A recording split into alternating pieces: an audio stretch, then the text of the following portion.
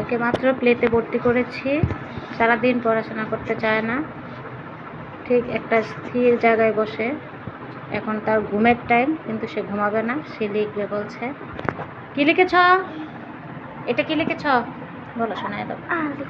আলিফ। এটা বা, তা, পরে সার উপর 3 নক্তা, পরে জিমের পেটে 1 নক্তা, হা খালি।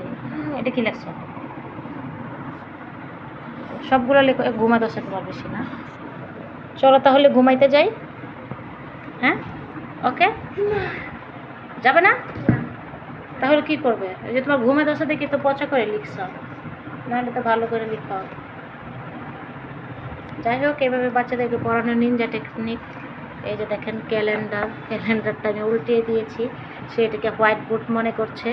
সে যখন স্কুলে যায় তখন তো হোয়াইট বোর্ড থাকে বিশাল বড়, তো সে এটা ক্যালেন্ডারের সাদা এই অংশটা দেখে সে তার স্কুলের মতো মনে করেছে।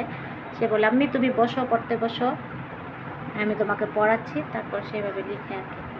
সবাই অবশ্যই মাশাআল্লাহ বলবে।